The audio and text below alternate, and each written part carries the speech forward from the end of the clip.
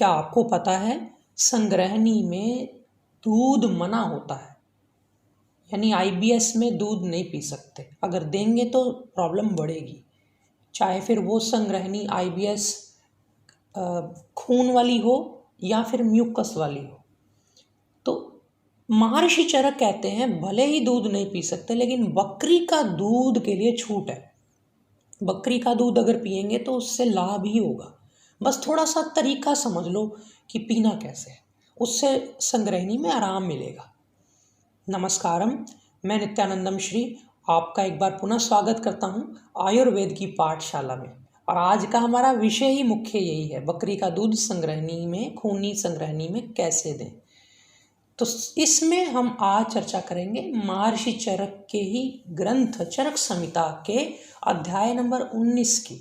उसमें उन्होंने 3-4 सूत्र ऐसे दिए हैं जो इस प्रॉब्लम से संबंधित हैं, बकरी के दूध के बारे में ही हैं, इस प्रॉब्लम में कैसे लेना है, तो मैं उस पर चर्चा करूँगा।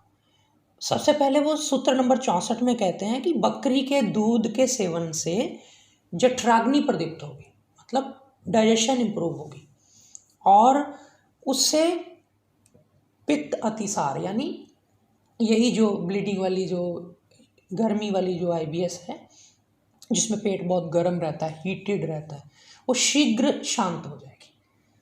और बकरी के दूध का प्रयोग से हर किसी का, चाहे वो आईबीएस वाला पेशेंट हो या कोई और हो, बल बढ़ेगा। अब आपने देखा होगा आईबीएस वाले पेशेंट तो बहुत कमज़ोर हो जाते हैं, उनका बल शरीर में नहीं होता, उनके पास हिम्मत नहीं है, शरीर भी बहुत सूख गया है, तो ऐसे में वो बल भी बढ़ेगा उनका। और वर्ण यानी उनका रंग रूप भी साफ होगा, कहीं उनका रंग काला पड़ जाता है, कोई ब्लड लॉस ज़्यादा होने लग जाए तो और भी बड़ी ज़्यादा वीकनेस लगती है, तो ऐसे में उनका ये सारा इम्प्रूव होना शुरू हो जाएगा। और फिर वो कहते हैं कि कुछ थोड़ा सा उन्होंने समझाया है कि ये प्रॉब्लम होती कैसे है। उन्होंने कहा कि जब किसी व्यक्ति को भी, जिसको ये प्रॉब्लम होती है, ब्लीडिंग वाली खूनी जो संग्रहणी है, उसमें रोगी एक तो चिकित्सा नहीं करता और ऊपर से क्या करता है, पित्तवर्धक अन्न पान करता है, यानी कुछ ऐसी चीज़ें खाता है जो गर्म होती हैं, पित्तवर्धक होती हैं, जैसे सरसों का साग हो गया, या लाल मिर्च हो गई, देगी मिर्च हो गई, और राजमा, उड़द। वो इस चीज़ों से बाज नहीं आता, थोड़ा सा ठीक होता है और फिर निकल पड़ता है, ऐसी कोई ना कोई चीज़ खा लेता है।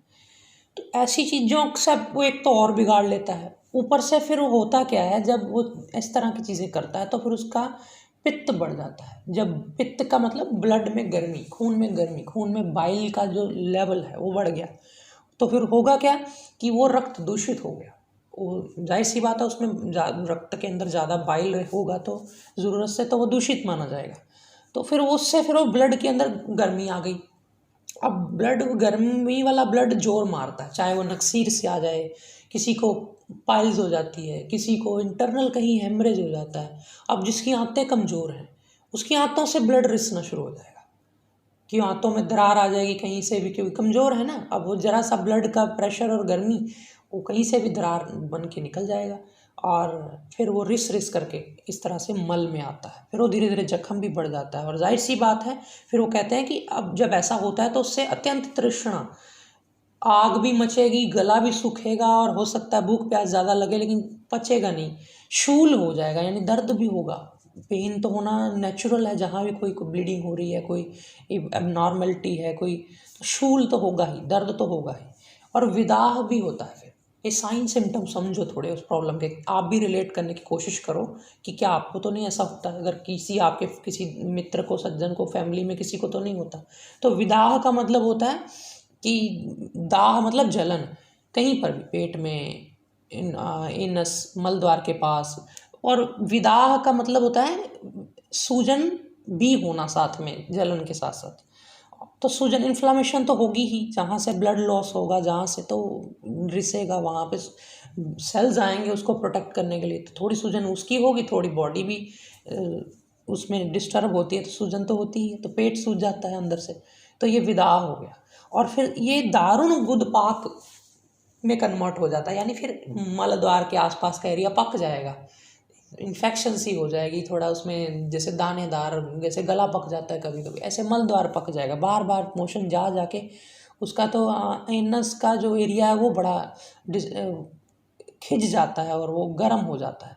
तो ऐसे में वो कहते हैं कि ये चीज़ आपने, अब वो इशारे इशारे में कह रहे हैं कि आप प्रॉपर चिकित्सा भी करें इसकी साथ साथ और प्रॉपर अन्नपान करें, यानी उसके पत्थे पे चलें, खान पान पे। तो फिर अंत में उन्होंने कंक्लूजन ये दिया कि ऐसी अवस्था में पीने के लिए और भोजन में व्यंजन के लिए, मतलब जस्ट जैसे कोई डिश के तौर पे आप बना लें, एक मन को खुश करने के लिए भी, और गुदा को धोने के लिए, यानी कभी कभी आप चाहें तो इसी दूध से, बकरी के दूध से आप मल द्वार का प्रक्षालन या छिट्टे मार सकते हैं उसमें। और डॉक्टरी परामर्श से तो कई बार वस्ती भी लेनी पड़ती है। तो वस्ती में क्या होता है, नीमा कराते हैं दूध का एक तरह से। तो इस तरह से आप कर सकते हैं, लेकिन आप अपने आप क्या करें, अपने आप सिर्फ डाइट में शामिल करें इसको, दूध को। तो उसमें कैसे शामिल करना है, उन्होंने बोला है कि इसमें शहद थोड़ा सा मिला लें या मिश्री मिला लें, खांड मिला लें, देसी खांड भी मिल जाती है।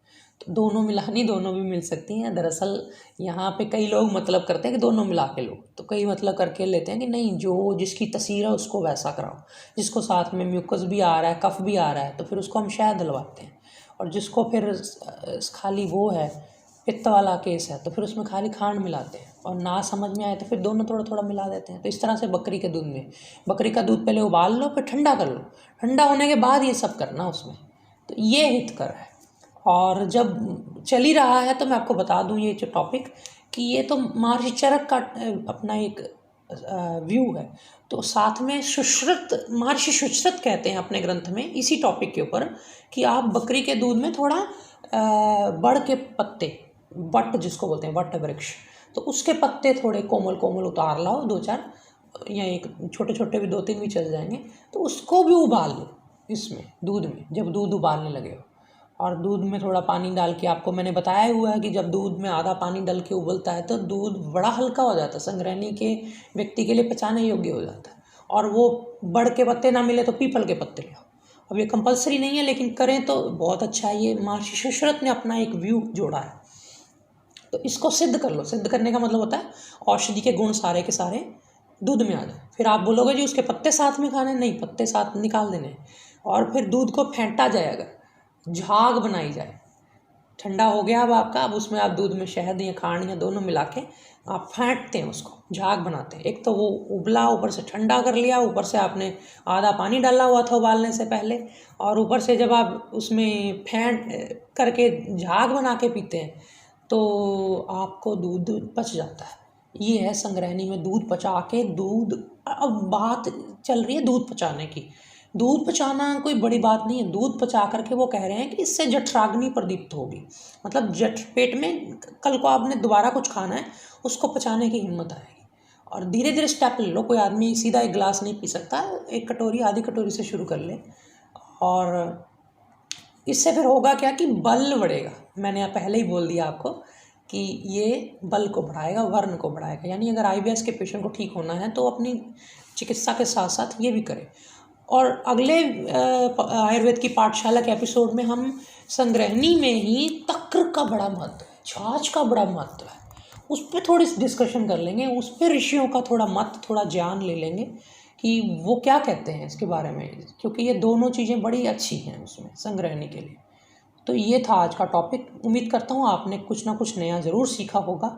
और हालांकि मैं ऐसा मानता हूँ कि ऋषियों के दिए ये जो सूत्र हैं संस्कृत के, ये भी पढ़ने चाहिए, लेकिन मैंने नहीं पढ़े स्टार्टिंग में, इसलिए कि आपका समय बच जाए। और आप लोग, कई लोग ये कह देते हैं, महसूस करते हैं कि हमारा टाइम ज़्यादा ले लिया, बताई 2 बातें, ये तो 2 मिनट का काम था। तो इसलिए मैंने आपको जो काम की बातें थी वो बता दी।